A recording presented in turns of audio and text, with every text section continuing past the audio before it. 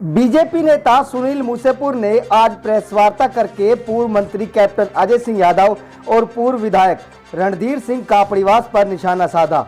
सुनील मूसेपुर ने कहा, कैप्टन अजय सिंह यादव का परिवार 50 सालों से रेवाड़ी शहर पर राज करता आ रहा है, लेकिन आज भी शहर के हालात बद से बदतर बने हुए हैं। उन्होंने कहा कि कप्तान अजय यादव के पिता रेवाड़ी से विधायक रहे, वो खुद 6 बार विधायक और मंत्री रहे और अब उनके बेटे चिरंजीव राव रेवाड़ी से विधायक हैं, जिन्होंने अपना भला तो किया लेकिन इलाके का भला नहीं किया।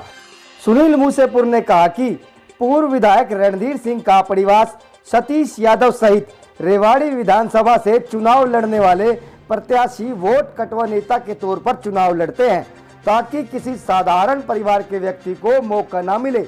आपको बता दें कि सुनील मूसेपुर ने बीजेपी के टिकट पर रेवाड़ी विधानसभा का चुनाव लड़ा था, जो कांग्रेस के चिरंजीव राव से चुनाव हार गए थे। मैं ही करूं सर, आज किस विषय में प्रेस कॉन्फ्रेंस बुलाई है? आज दरअसल पिछले 2 दिन से करीब मैं देख रहा था कि इस रेवाड़ी का जिन्होंने 50-60 साल से नाश करने का काम किया, वो कुकरमूत की तरह बिलों में से ऐसे निकल के आ रहे हैं। नेता नहीं कहूँगा मैं, उनको कहूँगा कि भाई ये अपने स्वार्थ की राजनीति में 1947 में करीब देश आज़ाद हुआ था और आज़ादी के बाद से आज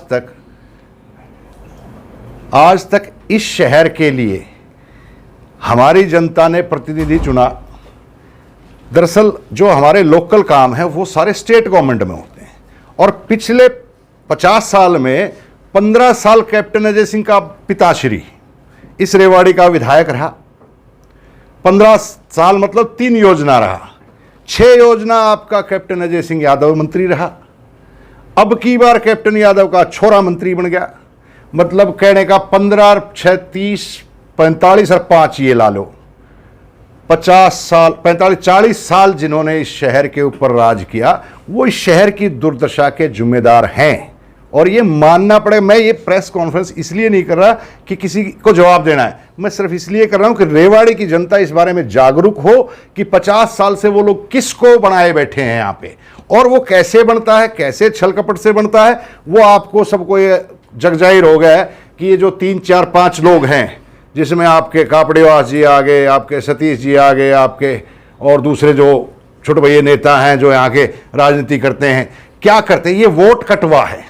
आप जब चुनाव हुआ पिछले 50 साल में उठा लो, कभी इसको वोट दिलवा दी, कभी उसको दिलवा दी, 5-6 खड़े कर दिए और रेवाड़ी शहर की दुर्गति करने के लिए कैप्टन साहब के परिवार ने आज तक एक ही काम किया कि वोट कटवा नेता खड़े करो और अपने 26-25% वोट से शहर का विधायक बन जाओ। और पिछले 50 साल में, मैं ये नहीं कह रहा, ये आपको सबको ज्ञात है, सबसे पहले कैप्टन का छोरा जब एमएलए चुनाव जीता, सबसे पहले बर्फी का डब्बा कहाँ दे के आया था? आपने फोटो खींचे थे या नहीं खींचे थे?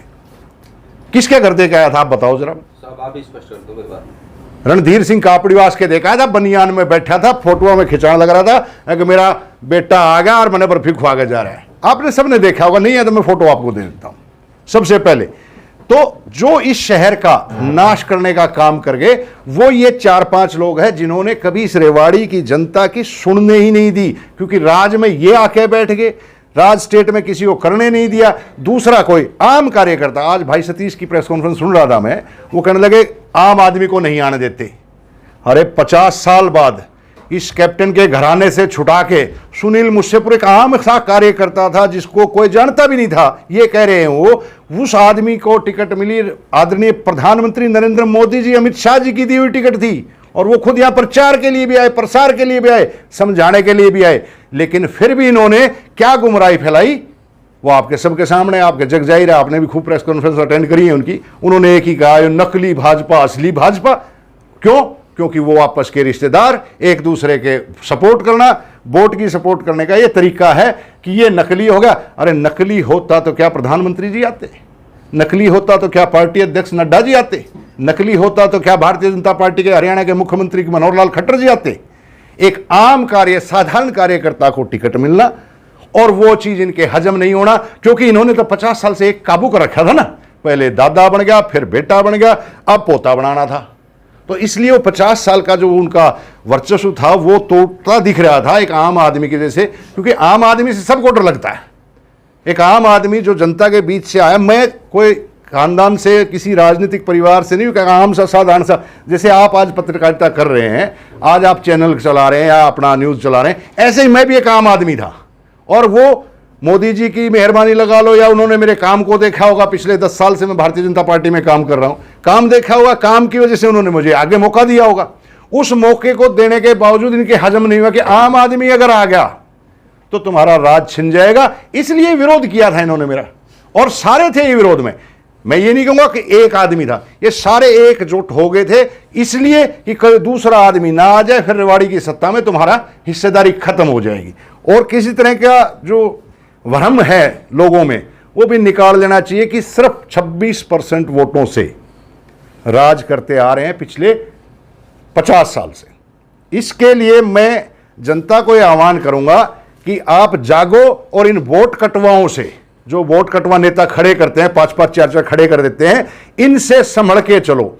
आपका हितैषी ये हो नहीं सकते। मैं इन तीनों चारों की बात कर रहा हूं। आपके हितैषी इसलिए नहीं हो सकते कि एक दूसरे के साथ तो ये मिले हुए हैं, और एक दूसरे के साथ मिलकर कोई भी आदमी अगर शहर की विकास की या आगे की लड़ाई लड़ना चाहते हैं, शहर में अच्छा काम करना चाहते हैं, उनके खिलाफ खड़े होकर सारे डिवाइड करके वोटों का बंटवारा करके और हराने का काम करते हैं। ये पिछले 19 के चुनाव में आप सब लोगों ने मेरे ख्याल से अच्छे से देखा होगा। और इसके साथ साथ बात करते हैं ये बड़े बड़े नेताओं पर आरोप लगाने की। पहले अपने आप से पूछे, भैया आप लोग क्या कर रहे हो, आप लोगों ने क्या किया है? आपने कभी भी, अगर आप एक दूसरे के विरोधी होते तो आप चुनाव लड़के उनके आमने सामने खड़े होकर टक्कर में लगते। आप एक दूसरे के मुंह में बर्फियां नहीं देते जब चुनाव जीतते हो। क्यों? क्योंकि आपने सेटिंग कर रखी है अंदर, इस बार तू खड़ा हो जा, तेरी तरफ से हल्के बांट दिए, धारवाड़ा साइड से उसको खड़ा कर दिया, बूटपुर साइड से उसको खड़ा कर दिया, इधर से उसको खड़ा कर दिया, ताकि शहर की वोट बढ़ जाए। आज मुझे ये बताओ, इस शहर के अंदर 25-30 साल तो कैप्टन खुद मंत्री रहा है, कमेटी भी उसके पास रही, शहर भी उसके पास रहा। क्या कभी उसने एक डेवलपमेंट की प्लान के ऊपर नक्शे पे बैठ के बनाया कि शहर का पानी कैसे निकलेगा, शहर की सड़कें सुंदर कैसे बनेगी, शहर की डेवलपमेंट कैसे होगी? एक ने भी बजट बनाया, फाइनेंस मिनिस्टर रहा, बजट बनाया और खा गया, सारा बजट खाने का काम किया। आज कैप्टन अजय सिंह यादव क्या था? आज से मेरे ख्याल 35 साल पहले जब मैं आया था, रेवाड़ी कॉलेज में था, जब उसके बाद आया तो ये बैठता था, अपने कोर्ट में बैठने लगा था। उस टाइम काम मामूली सा रिटायर्ड फौजी अफसर था, तनख्वाह होगी मुश्किल से 20-30 हज़ार रुपये, उस टाइम बहुत ज़्यादा थी शायद। और आज तक उसका कोई व्यापार नहीं है, कागजों में भी कोई व्यापार नहीं, ना उसकी बीवी व्यापार करती, ना वो व्यापार करता, ना उसका छोरा करता। फिर वे तो एम्पायर जो खड़ा कराया है, इतना अपार धन संपत्ति खड़ी करी है, वो कहां से खड़ी करी है मेरी समझ में ये नहीं आ रहा। आप लोगों को ये सवाल पूछने की जरूरत है कि जो रेवाड़ी के विकास में पैसा लगना था वो कैप्टन फैमिली के विकास में पैसा लगाया गया। तो इस चीज का जवाब रेवाड़ी की जनता को मांगना चाहिए। और मैं जनता के साथ इस बात के लिए खड़ा हूं कि रेवाड़ी की जनता ये हिसाब मांगे, कैप्टन साहब पिछले 60 साल से तू, तेरा बाबू, तेरा छोरा, तीनों तुम लाग के इस शहर को जो कचरा खाना बना रहे हो, इसका पिंड छोड़ दो और इस शहर को आज़ाद कर दो, किसी और के हवाले करो, ताकि ये शहर की प्रगति, उन्नति और आगे बढ़ने का काम हो सके। ऐसे ही आपकी और जो मित्र हमारे लग रहे हैं, रणधीर सिंह कापड़ीवास जी, पिछले 30 साल से रिश्तेदारी इनकी आपस की है। वो गेम का नाम क्या होता है? हाँ, वो जो भी है वो खेलते रहते हैं, इबकत तू रानी मैं उरानी, मैं उरानी तू रानी। ये करते करते इन्होंने 30 साल से कैप्टन अजय सिंह और रणधीर सिंह कापड़ीवास लड़ाई लड़ते आ रहे। कभी जीता क्या वो चुनाव? कब जीता वो चुनाव? जब सुनील यादव जैसे नए कार्यकर्ता 2013 में नरेंद्र मोदी जी के साथ लग के जब आगे आए तो हम लोगों ने उनको जिताने का काम किया और पहली बार विधानसभा भेजने का काम किया। आज रिकॉर्ड है इस चीज का, मेरी सैकड़ों हजारों तस्वीरें, सैकड़ों हजारों वीडियो आपको मिस्टर कापड़ीवास के लिए वोट मांगती हुई बाजार में मिल जाएंगी। और वो दिन था कि कापड़ीवास जी को हमने विधायक बनाया कि रेवाड़ी की दशा अब इस कैप्टन से छुड़वा के ठीक करेगा। और 5 साल वो भी अपने मौजली दोनों मिलकर, वही उनकी चुगल जैसी चलती थी वैसे ही चला के 5 साल अपना टाइम पूरा कर गया। और अब जब दोबारा पार्टी ने देखा ये नकारा आदमी ये काम नहीं करेगा, विकास के लिए हमने लाए थे इसको, विकास की बात ये कर ही नहीं रहा, ये तो अपनी कप्तान की अपनी गुठली बजाता है, दोनों एक दूसरे काम करते रह गए, चलते चले गए। इसलिए पार्टी ने उसका टिकट काटा और एक नए कार्यकर्ता को जिसने कभी राजनीति नहीं की थी उसको टिकट दिया। ये टिकट कोई कहे कि वैसे ही किसी के सहारे से किसी के उससे हो गया, ऐसा नहीं है। ये आदरणीय नरेंद्र भाई मोदी ने और आदरणीय अमित शाह जी ने जब पूरा वर्किंग देखा कि रेवाड़ी में कौन लोग असलियत में काम कर रहे हैं, तब उन्होंने ये टिकट रिकमेंड की थी और उन्होंने ये संगठन के अंदर मुझे लाके और चुनाव लड़ाया था। ये हजम इसलिए नहीं हुआ क्योंकि उनको पता था तुम्हारी सत्ता अगर आम आदमी के हाथ में चली गई तो वापस नहीं आएगी, इसलिए उस डर से उस भय से पूरे बौखलाए हुए थे। सारे अलग अलग एंगलों से इन्होंने क्या क्या आरोप नहीं लगाए। कैप्टन अजय सिंह का छोरा कहता है मेरे पर 18 केस दर्ज है, 18 मुकदमे दर्ज कराए। चुनाव में आपने खूब चलाया होगा, वीडियो भी आपने भी देखा होगा, क्या क्या आरोप लगाए। एक भी मुकदमा मेरे जीवन में आज तक दर्ज नहीं हुआ। पहला मुकदमा मेरे जीवन का दर्ज हुआ है वो कैप्टन अजय सिंह यादव के दबाव से अभी 1 साल पहले दर्ज हुआ है, 23 सितंबर 2021 को। वो कैप्टन अजय सिंह यादव के दबाव से उसने मेरे पे मुकदमा दर्ज कराया जो कि झूठा है। और आने वाले 2 साल में अभी तो पहला मुकदमा दर्ज हुआ है, जो 18 मुकदमे पिछले सरकार में गाया करता, चुनाव में मेरे में दुष्प्रचार जो करा करता, उसके खिलाफ एक मुकदमा पहली बार दर्ज करा पाया। और अभी आने वाले 2 साल में और 10-20 मुकदमे जैसे 420, 120, 120B और क्या क्या होते आरोप जो लगते हैं, छेड़खानी के, पैसा खाने के, डकैती डालने के, जो भी लगा सकता है वो पूरी कोशिश करेगा। ये सारे मिलकर इस बार फिर घेरने की कोशिश करेंगे क्योंकि उनको पता है कि रेवाड़ी की जनता अब छिक चुकी है उनसे। रेवाड़ी की जनता अब हिसाब चाहती है। जब एक शहर में से हम निकलते हैं, मुझे बड़ी तकलीफ होती है जब मैं शहर से निकलता हूं, कैप्टन साहब की गली से निकलते हैं, वो सारे रोड टूटे पड़े आज भी। क्यों? क्योंकि इनकी प्लानिंग ही नहीं की गई कि प्लानिंग करके पानी कहां से निकलेगा, नाले कहां से बनेंगे, शहर की सफाइयां कैसे होंगी। कभी कोई प्लानिंग नहीं की। हमेशा एक ही चीज पे चलते रहे कि जैसे तैसे करो, तेरा राज आए तू लूट ले, मेरा आए मैं लूट लूं, दोनों आपस में गठजोड़ करके लगे रहे। और पिछले 35-50 साल से दोनों ने गदर मचा रखा है। आज ये भाषण देते हैं उसके खिलाफ, उसके खिलाफ, पता नहीं क्या क्या। आप 2 दिन से आप लिख रहे हो, अगर आपका कोई सवाल हो तो उसमें पूछ लो, मैं बताता हूँ उसका जवाब भी। विषय बना हुआ है जी, शुरुआत हुई जयचंद शब्द से। यार आप शब्दों पे मत जाओ, आप शब्दों में मत जाओ, भावना देखो कि किसने क्या क्या नहीं किया।